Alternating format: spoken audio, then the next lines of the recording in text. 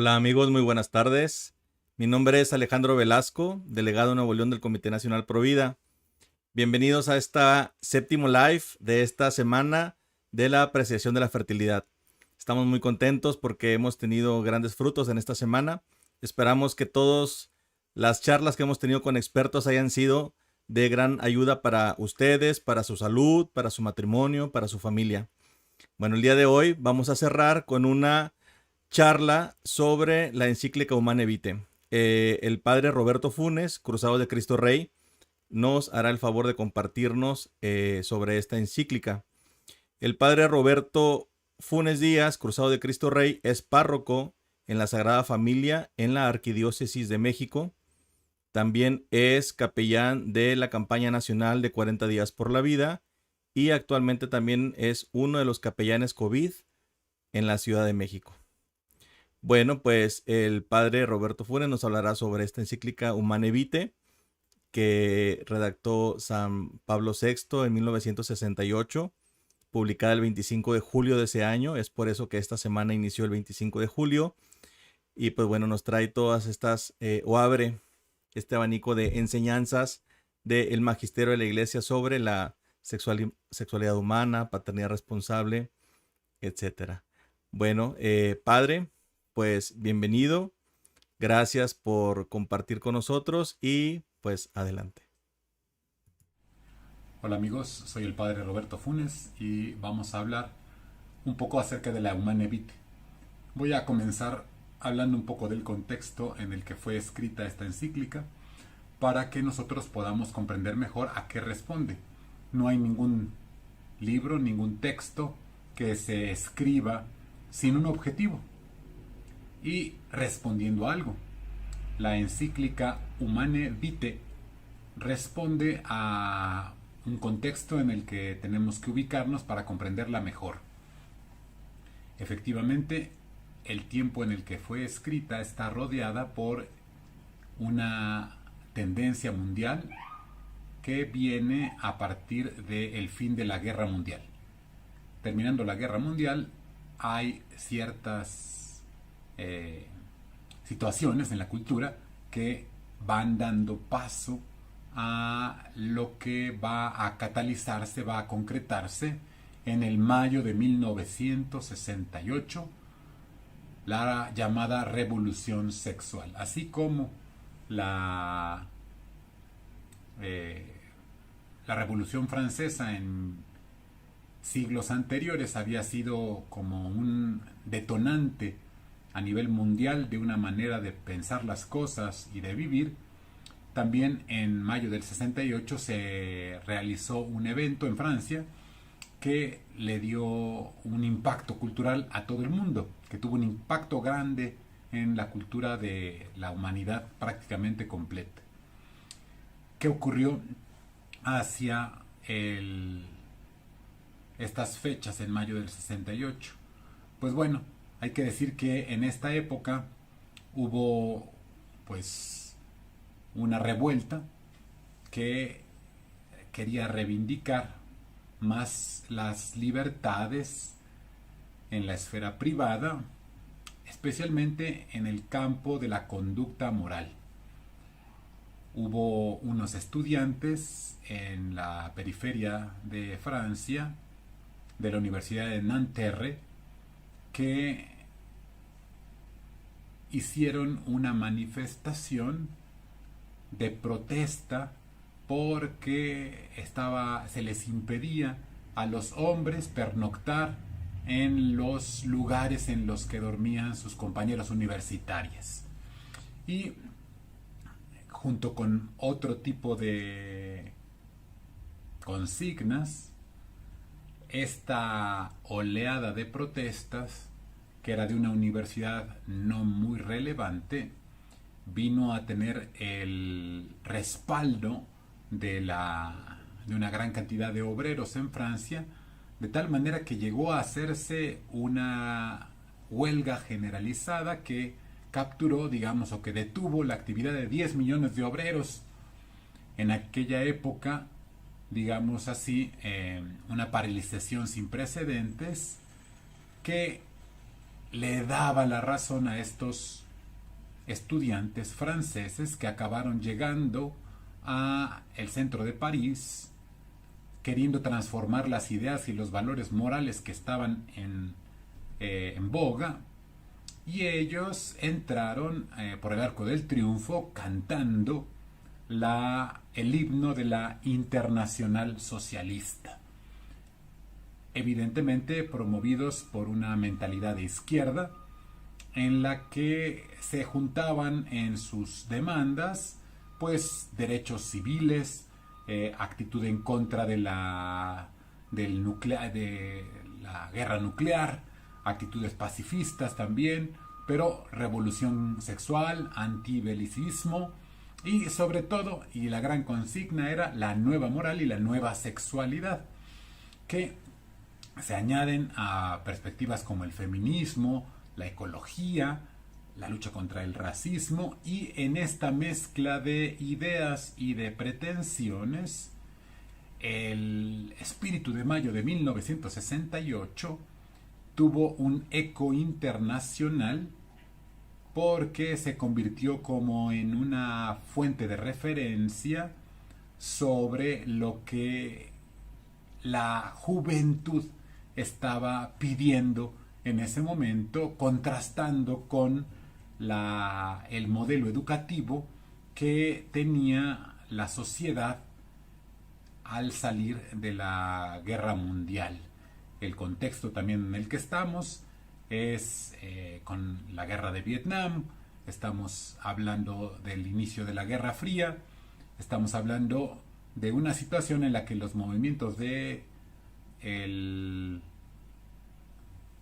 revueltas van teniendo un eco internacional y que sabemos que dan origen también a distintas respuestas en los distintos lugares del mundo de manera semejante y que provocan también influencia en los lugares de cada región. En México también tuvimos en el 68 diferentes protestas, etcétera, pero el gran detonante fue allá en Francia en aquella época. Es importante darnos cuenta que en este contexto de la revolución sexual hay una tendencia también dentro de la Iglesia Católica a reinterpretar las cosas. Esto está ocurriendo, esto de lo que les hablo de la época del mayo del 68, es algo que está ocurriendo en el nivel, digamos así, no religioso, en el nivel de la esfera pública. ¿Qué pasaba dentro de la iglesia? Dentro de la iglesia empezaba a haber una herencia de una teología, de una manera de pensar nuestra fe católica que iba rechazando parte de nuestra tradición, fruto de la influencia también en la teología de algunos teólogos protestantes que empezaron a incursionar en la moral y que desplazaron la atención de la moral hacia una moral que solamente tenía en cuenta los fines. Y entonces daba origen a una interpretación en la que las cosas rectas dependían de los fines y que en esta interpretación, que no es la interpretación católica, pero que se empezaba a poner en boga entre algunos teólogos, entre algunos maestros de seminarios en el mundo entero, se contrastó con la tendencia que también existía en el marco de la investigación científica para intervenir con la llamada píldora, intervenir a el acto sexual humano. Prácticamente antes de la guerra era algo muy poco común que la relación sexual estuviese en una relación sexual estuviese presente un elemento sea químico, sea físico, para detener o para controlar la relación sexual. Empieza también en esta época, fruto de la presión también internacional de algunos organismos que están intentando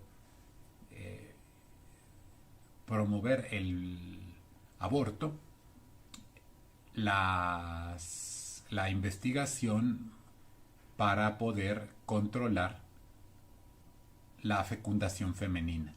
Y entonces la llegada de la píldora en estos años al panorama internacional genera una pregunta muy sencilla.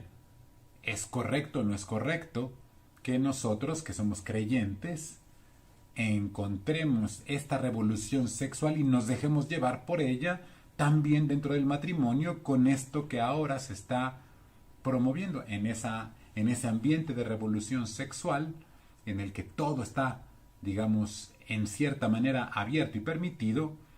¿Qué tenemos que decir los católicos? ¿Qué tenemos que responder? ¿Nos es permitido o no que utilicemos esa píldora? Hay que decir que esa píldora, especialmente las que en aquella época estaban promoviéndose, pues tenían como objetivo un control en las hormonas femeninas. Prácticamente hasta la fecha siguen intentándolo así más o menos, con efectos antiovulatorios para que la mujer no genere un óvulo fecundo, también con efectos evidentemente anticonceptivos para que el óvulo no llegue a recibir la fecundación, y con efectos antiimplantatorios que buscan que el óvulo ya fecundado no logre unirse al útero y engendrar allí todo el proceso que ya lleva el bebé de una manera definitiva. Entonces la píldora busca estos efectos con el incremento de las hormonas, o con la promoción y estimulación hormonal en la mujer. Entonces los católicos tienen que ver esta situación, la conocen y obviamente preguntan. El Papa en ese momento tiene que responder ante esta situación y genera una comisión llamada Comisión Papal, que va a contener a distintos investigadores, científicos y también moralistas, para analizar la situación desde el punto de vista más científico, y del fruto de esta comisión va a dar origen a una respuesta de parte del Papa para que se pueda llegar a la seguridad moral de esta situación ante la cual los creyentes se encuentran. Entonces, en síntesis, hay un incremento en el panorama mundial de la reivindicación de la libertad en el campo de la sexualidad, fruto de la Revolución del 68. Las personas están queriendo, fruto de la acción de fuerzas políticas y de la motivación de fuerzas políticas, alcanzar a tener ciertas libertades en el campo de la ética y de la moral que no se tenían hasta ese momento. El eslogan de la época es: está prohibido prohibir, y es, digamos, la tendencia con la cual se enfrenta una fe, la fe católica, que tiene evidentemente en las normas morales, antes que una prohibición, un camino, y tienen que analizar si el camino con el que rigen su vida es compatible con la manera de pensar que está teniendo el mundo. La respuesta que el Papa Benedicto XVI dio a el escándalo de los abusos sexuales dentro de la jerarquía eclesiástica, señaló este punto. Dijo que en la revolución sexual comenzó una tendencia también en la moral católica a justificarlo todo y a querer entonces no regir nuestra vida y nuestra conducta por lo que Dios quiere, sino proponer una moral que apruebe lo que hacemos con tal que se ajuste a algo un poco mejor. Una tendencia entonces a descartar completamente los valores absolutos de la fe y de la moral y del respeto y pasar a un paradigma de interpretación en el que la moral va a intentar hacerle fácil la vida a las personas, dándole justificación a sus intenciones y a sus demandas. Este es el panorama ante el cual la comisión va a responder y que vamos a entender enseguida qué contiene y de qué manera se responde a esta inquietud generalizada. La comisión papal, que tiene que enfrentar los cuestionamientos de índole ético en los avances científicos relativos a la moral sexual, se enfrenta con distintos argumentos que estaban de moda y que ejercían una gran presión a nivel mediático, especialmente en nuestras autoridades jerárquicas católicas. Pues había una tendencia a pensar que la Iglesia debería refrendar y apoyar la actitud con la que el mundo estaba teniendo esta tendencia de propagación del libertinaje y de la conducta sexual, así como en el año del 68 ya se propagó. Allí el Papa tiene que responder a una cuestión que estaba de moda, esta idea de que el crecimiento demográfico, el hecho de que vaya habiendo más personas, resultara una amenaza para la especie humana. El mito de la explosión demográfica como una obra que llevaría a la humanidad hacia una catástrofe porque en teoría no tendría la capacidad para poder alimentar ni dar lugar a nuevos hijos. Es una teoría que en estos años 60 se puso de moda y que con distintos nombres ha ido apareciendo y reapareciendo entre las personas que quieren también justificar con este problema la actitud de dominio sobre las relaciones sexuales. Entonces, este argumento que estaba de moda en el siglo XXI y especialmente hoy, en el año 2021 en el que hacemos este video, pues en realidad está superado. Hemos visto cómo el crecimiento demográfico de las naciones, cuando se han dejado llevar por el control de la sexualidad, han provocado problemas incluso económicos gravísimos para sí mismos, pues la pirámide de la población se invierte y no se puede mantener la economía de un lugar sin nuevas personas que releven a quienes han estado en una etapa productiva. El argumento, pues, de la explosión demográfica en la actualidad debería ser superado. Todavía hay quien lo esgrime como si fuese una cosa científica o real, pero nosotros vemos evidentemente cómo las poblaciones de Europa han empezado a tener grandes problemas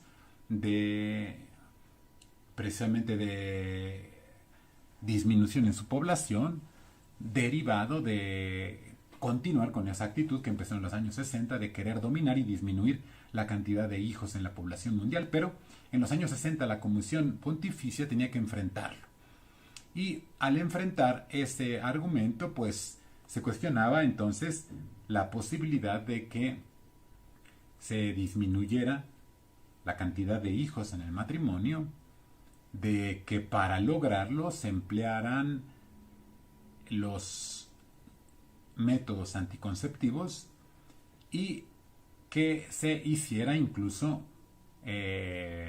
uso del aborto como una medida última pero eficaz para evitar un crecimiento en la población.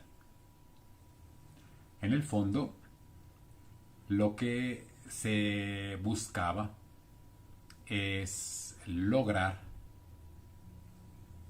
la realización del sexo sin la consecuencia lógica de la llegada de los hijos.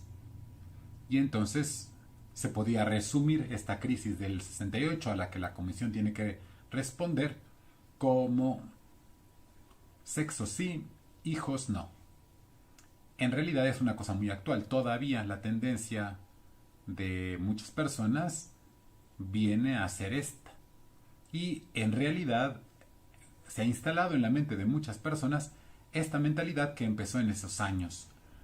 Antes de esa época era completamente lógico y natural ver unidas las dimensiones de procreación a las manifestaciones del afecto y de la sexualidad.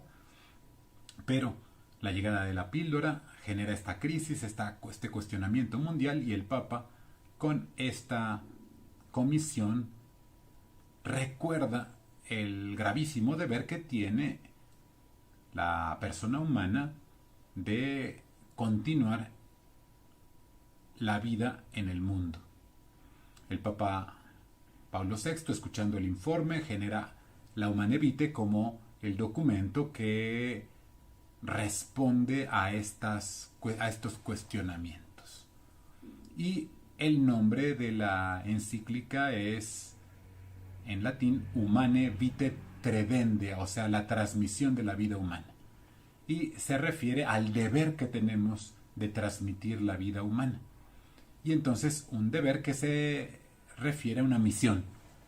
Los humanos tenemos la misión de transmitir la vida humana. Y entonces hay que excluir como algo deshonesto la interrupción directa del proceso generador de la vida humana cuando ya está iniciado. Y que esto es el aborto. Cuando ya la generación humana ha ocurrido, nosotros debemos respetar esa vida humana. El aborto querido y procurado, aunque sea por razones terapéuticas, es deshonesto, es incorrecto. La esterilización también directa, perpetua o temporal del hombre y de la mujer son caminos con los que se atenta contra esta misión, y toda acción que en previsión del acto conyugal o en su realización o en el desarrollo de sus consecuencias naturales se proponga como fin o como medio a hacer imposible la procreación, no es un camino válido para la fe de los católicos. Es muy importante que nos demos cuenta que en esta respuesta que el Papa Paulo VI da a la humanidad de estas preguntas, lo hace desde dos ámbitos, desde el ámbito de la fe, pero también desde el ámbito de la razón natural. Y es importante que comprendamos esta doble argumentación. La respuesta que da el Papa no es solo para los católicos, principalmente es para los católicos porque obviamente el Papa es la autoridad de ellos, pero también habla al mundo entero, advirtiéndoles al mundo cuáles son las consecuencias de tomar ciertas decisiones.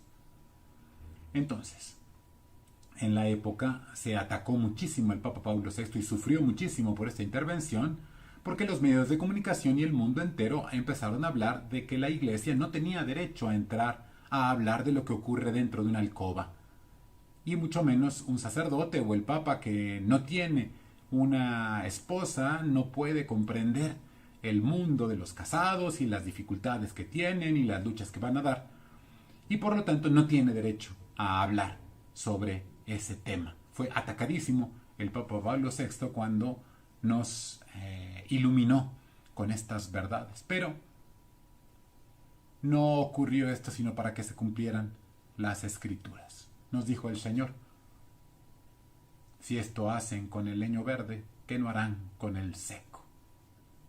El Papa habló con autoridad de fe, pero también habló con autoridad racional y nos advirtió la gran cuestión que está aquí implicada, y es que nosotros no somos los dueños de la vida humana, sino que la vida humana la recibimos y que al recibirla tenemos un deber, el de transmitirla como especie humana. Como especie hemos de transmitir nuestra vida para que los humanos sigan existiendo. Y esto es una cuestión para la cual no se requiere la fe. Todas las especies buscan perpetuarse. En la perpetuación de la especie hay una lógica elemental. Yo valgo. Yo valgo como tú tanto, tú vales tanto como yo, y este valor que tenemos uno y otro debe permanecer precisamente porque este valor, el tuyo y el mío, es un valor que sobrepasa a todas las demás especies. Podemos amar, podemos comprender, podemos adorar. Y en la vida humana, aun cuando yo no tenga fe, debo comprender que hay un valor superior al valor de las demás especies. El Papa Benedicto XVI y el Papa Juan Pablo II harán eco de estas enseñanzas con otras dos encíclicas de las que merecen muchísimo la pena hablar. Veritatis Splendor será una encíclica que hará, digamos, la pinza con Humane Vitae para que nosotros comprendamos todo el valor que tienen las enseñanzas que Pablo VI nos legó. En la doctrina con la cual se orienta la fe de los católicos, no se pretende manipular la conciencia de nadie. No se pretende ingerir en un campo en el que no se tenga derecho, como hicieron bulla las críticas. La fe y la religión tiene, por tener una dimensión ética, la cualidad de alcanzar todos los aspectos de la vida humana. La ética alcanza todos los aspectos de la vida humana, si no, no es ética. Querer desvincular la ética de la vida sexual y de la vida conyugal y de la vida matrimonial es una pretensión de liberalismo en el cual se pretende una emancipación de la persona respecto de sus principios morales. Y precisamente por ese deseo de emancipación, esta oleada de los años 68 lo que buscaban era evitar toda prohibición.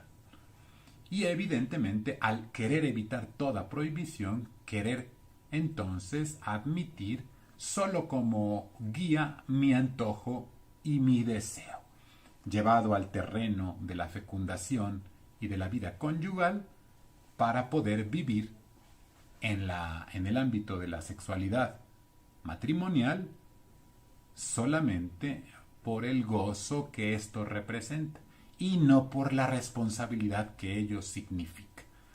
La tendencia entonces que ocurre en la moda de aquella época es la siguiente, y lo vamos a explicitar enseguida: desvincular el ámbito unitivo del ámbito procreativo. ¿Qué cosas son los ámbitos unitivo y procreativos? Bueno, en la relación sexual, la humanidad tiene dos características. Por un lado, ha de unir los cromosomas masculinos con los femeninos. Y por otro lado, la realización de esta unión hace a la pareja experimentar el gozo y el placer.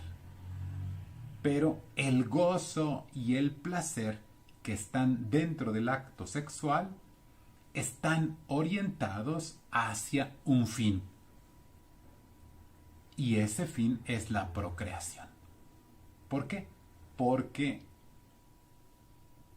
el aparato reproductor masculino como el aparato reproductor femenino sirven para lo que su nombre indica: reproducir. Son hechos para la reproducción.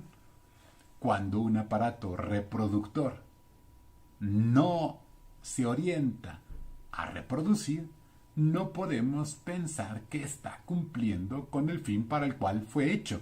Es absurdo pensar que yo diga que tengo un aparato reproductor, por ejemplo, de música, y está cumpliendo con su fin cuando no reproduce música. Por ejemplo, si utilizo un reproductor de música para detener la puerta, pues servirá para detener la puerta, pero no está cumpliendo su fin. La encíclica Humanae Vitae nos dice cuál es el fin de la sexualidad humana, y el fin de la sexualidad humana está orientado hacia la reproducción.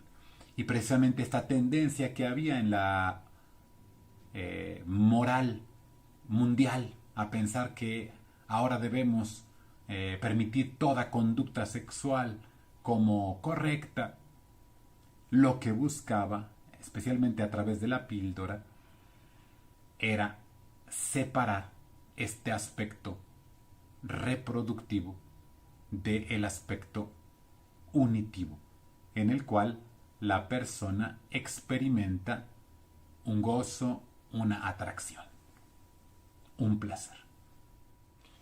Bien, pues continuando con nuestra exposición de esta respuesta de la Humanae Vitae a las cuestiones que estaban en boga en aquel momento, hemos de reparar entonces en el asunto principal. Ya lo hemos comentado, entonces el asunto principal es querer separar la procreación humana del encuentro sexual y su gozo y su estímulo y todo lo que esa riqueza significa para la persona que tiene una experiencia así. ¿Qué respuesta da la encíclica a esta tendencia mundial de separar esas dos cuestiones, de querer tener el sexo sin tener la responsabilidad de los hijos, a través de la píldora, a través del aborto, a través de relaciones sin compromiso? Bueno, el argumento de la encíclica es: tenemos que respetar la naturaleza y la finalidad de la sexualidad humana. ¿De qué habla la Humanae Vitae? De un respeto. Quien interviene para dominar la sexualidad humana con sus sustancias o con sus sistemas o con sus objetos, no está respetándola, la está queriendo dominar. Y nosotros consideramos que la sexualidad humana alcanza un punto significativo altísimo, es lo más grande que tenemos en cuanto que la transmisión de la vida humana es el punto más álgido de expresión de la persona, tanto de su intimidad en la entrega sexual como en la realización de su misión para continuar la especie humana sobre la tierra. Entonces, no podemos separar el aspecto unitivo del procreativo. Por poner un ejemplo, para que lo comprendamos también mejor. La alimentación en la comida, ¿qué fin tiene? Pues tiene como el fin que quien come se nutra y pueda tener vida y pueda mantener su vida. Para esto, para lograr nutrirme, yo tengo un estímulo, el hambre y el sabor de la comida. Bendita hambre y bendito sabor de la comida que nos permiten nutrirnos. Imagínense comer sin apetito. Pues es costoso. Si lo ha hecho por ejemplo, cuando nos ponen una anestesia en las muelas, en los dientes, pues sabe que se sufre. O quien lo ha sufrido por el COVID, por ejemplo, ¿no? No tener hambre o no tener olfato, pues no tener apetito, mejor dicho, no percibir los sabores. Pues se sufre, ¿verdad? Entonces, la tarea de la manutención de la vida, el mantener la vida humana, tiene unido a la alimentación el gozo del sabor. Y está unido, no se puede separar. Si yo quiero tener el sabor sin comerme la comida, sin nutrirme, estoy rompiendo algo que está por sí mismo, por su propia naturaleza, implicado uno al otro como su propio fin. De la misma manera, si yo, en el campo de la sexualidad, quiero tener por un lado el gozo de la sexualidad, pero quiero hacerlo ajeno a la procreación y a la responsabilidad que ello significa, estoy rompiendo algo que por su propia naturaleza está unido. Y entonces hay una unión, nos dice el Papa Pablo VI en la Humane Vitae, una unión ontológica, que significa una unión en el ser, entre la unión sexual y la reproducción humana. No es una costumbre, no es porque hasta ahora no habíamos tenido una ciencia suficiente como para poder intervenir por lo que estaban unidos y ahora ya los podemos separar. No.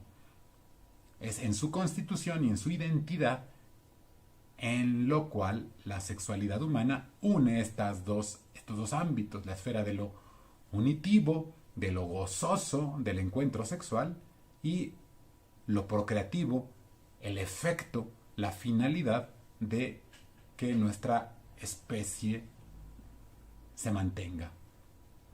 Y entonces, ¿cómo saber para qué es la sexualidad? Bueno, desde el punto de vista racional, si hablara yo con un no creyente, yo le tendría que decir: la Humane Vitae me sirve para poder ver bien para qué está hecha la sexualidad, y la sexualidad está hecha para la reproducción. Si físicamente está el órgano masculino sexual y el órgano sexual femenino diseñados para la reproducción, es absurdo que yo diga que no están hechos para reproducir. Es absurdo. No es racional pensar que un aparato que sirve para una cosa está hecho para otra.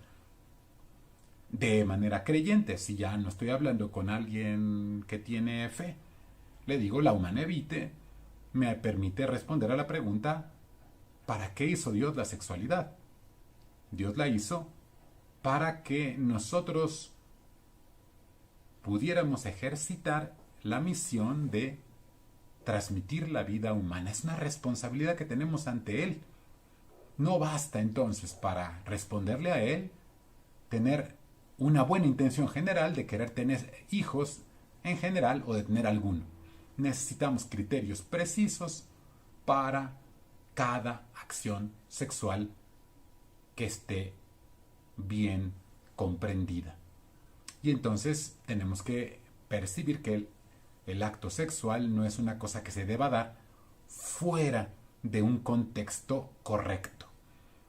El acto sexual está dentro del marco del amor conyugal.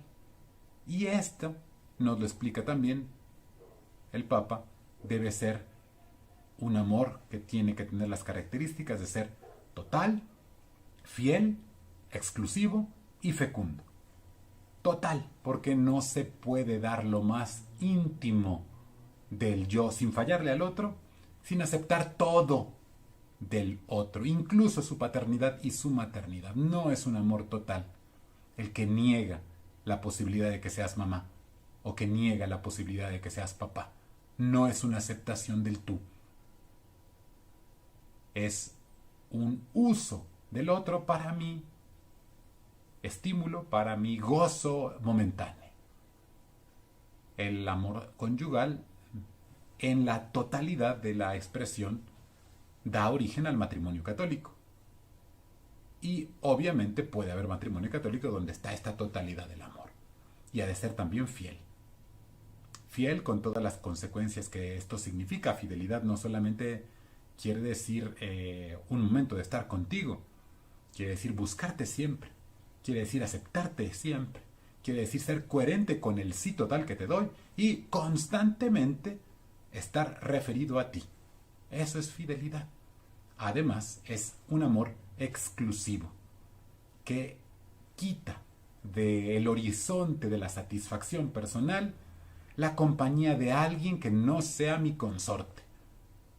Amor total, entonces, amor fiel, amor exclusivo y por último, amor fecundo. Amor que debe expresarse en los actos de relación sexual y que deben llegar a tener hijos. Esto no está peleado absolutamente con una paternidad que se ejerza responsablemente. El Papa en la Humane Vitae nos ha explicado cuál es la unión que hay entre lo procreativo y lo sexual, lo unitivo y lo procreativo en el acto sexual humano. Y entonces, que haya esta unión no significa simplemente que todas las relaciones sexuales tienen que tener como consecuencia un hijo, porque las mismas relaciones sexuales entran a comprenderse en la lógica que tienen inscritas. Y la lógica que tiene inscrita la relación sexual es la lógica de los ciclos, especialmente los ciclos de la mujer, que tienen épocas de fecundidad y épocas o periodos agenésicos en los cuales no hay fecundidad. Entonces, con la Humane Vitae se manifiesta a toda la humanidad cómo debe ser el amor. Total, fiel, exclusivo y fecundo. Y nos dice que sea fecundo no quiere decir que todo encuentro sexual deba tener un hijo, sino que debe estar guiado por la lógica que el autor de la vida le puso al aparato genital masculino y femenino, que está en un mundo, ¿verdad?, rodeado de un mundo de interacciones en las cuales algunos días, especialmente la mujer, es fértil y otros no. Gracias a esa cualidad que tiene también la persona, es lícito para los creyentes tener relaciones sexuales en los días en los que la mujer no tiene una fecundidad abierta y así lograr también tener una paternidad responsable en orden a la transmisión de la vida.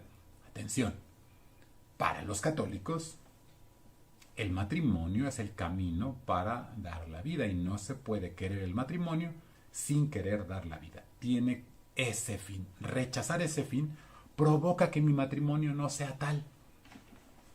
Si una persona no quiere tener hijos, aunque haya realizado la ceremonia religiosa de la boda, si excluye de su horizonte el poder tener hijos con el consorte o con la consorte, pues evidentemente está atentando contra la dimensión de fecundidad que ha de tener el amor conyugal.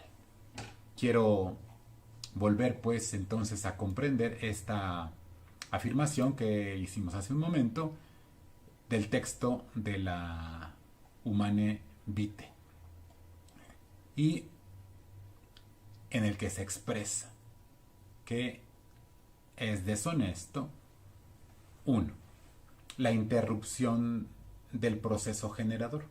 O sea, detener la, la carga masculina en la impronta que pone en la sexualidad, en la relación sexual, sea a través de sustancias, o sea, a través de aparatos o de herramientas artificiales como el condón,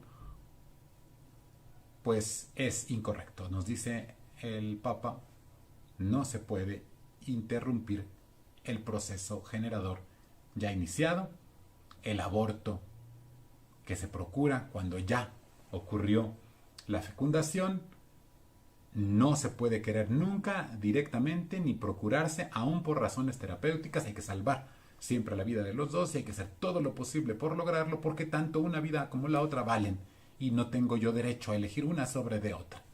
No tengo derecho, porque las dos valen tanto una como la otra, por más que una tenga más responsabilidades que la otra. Entonces también se excluye de la vida conyugal de los católicos el que haya aborto, anticoncepción, esterilización, sea directa, sea temporal o sea perpetua, tanto del hombre como de la mujer, y por último toda acción que, previendo, en previsión del acto conyugal o en su realización o en el desarrollo de sus consecuencias, se proponga como fin o como medio hacer imposible la procreación. Por ejemplo, con esto se excluye la licitud del dispositivo intrauterino, que tiene como objeto el hacer imposible la procreación, y queda, ya sabemos también, sería todo un tema en otra charla, ver cómo tiene efectos microabortivos en muchas ocasiones. Bien, pues el tema de la Humanevite da pie a muchas reflexiones. Especialmente les recomiendo su lectura junto con la encíclica Veritatis Splendor, en la que se nos explicará cómo hay cosas que son intrínsecamente malas y que no podemos aceptarlas nunca. Precisamente en ello consistirá nuestra fidelidad a la fe y nuestra coherencia racional en la vida humana y en la misión que tenemos de transmitirla. Muchas gracias, Pater Roberto, por tan ilustrativa charla. Bien, queridos amigos, así es como damos por terminada la primera semana de apreciación de la fertilidad. Esperamos que sea la primera de muchas. Y bueno, después de escuchar a los expertos que nos acompañaron, sin duda pues nos queda la tarea a quienes estamos en la misión de la paternidad responsable y vida de promover, educar, difundir, invitar muchísimo más a todos los relacionados sobre estos temas. Y bueno, a todos en general, a todos, nos queda la tarea de informarnos, ocuparnos integralmente de nuestra salud, especialmente, bueno, de la salud de la mujer, y comparando todas las opciones, tanto artificiales como naturales, para tomar la mejor decisión. Que bueno, estamos seguros por todo lo que nos han expuesto, que los métodos de reconocimiento de la fertilidad son una excelente opción. Pero bueno, hay que estar informados de todo lo que existe. Y bueno, termino agradeciendo a nuestros invitados de lujo que tuvimos en esta semana, a la señora Susana Cantú, al padre José Miguel, a la doctora Ana Victoria Ramos, al maestro Benjamín, a su esposa Graciela, a Cristi González, a Pilar Ochoa, al doctor Miguel Ángel y, bueno, al padre Roberto Funes. También quisiera agradecer a quienes, pues, bueno, nos brindaron su tiempo, que fueron entrevistadores también de lujo, a Ceci Leal, a Jesús y Flor, a Mónica y a mi esposa Xochitl, que nos acompañó a mediodía. Bueno, también quisiera recordarles que pueden visitar la página www.paternidadresponsableYvida.org, paternidadresponsableYvida.org, donde podrán encontrar más información sobre paternidad responsable, métodos de reconocimiento de la fertilidad y especialmente el material de esta semana de apreciación de la fertilidad. Quiero invitarlos a ver los testimonios que usuarios de diferentes métodos de reconocimiento de la fertilidad nos hicieron el favor de grabar. La verdad es que están muy buenos, no tienen desperdicio. Nos platicaron desde su experiencia en su matrimonio cómo ha sido llevar estos métodos. También tenemos el testimonio de una jovencita soltera que ha querido aprender a monitorear su fertilidad a través de el modelo Creighton. Y bueno, a nombre de la Comisión de Paternidad Responsable y Vida de la Arquidiócesis de Monterrey y del Comité Nacional Provida, Delegación Nuevo León, les agradezco que nos hayan acompañado en esta semana. Nos vemos el próximo año si Dios lo permite. Adiós.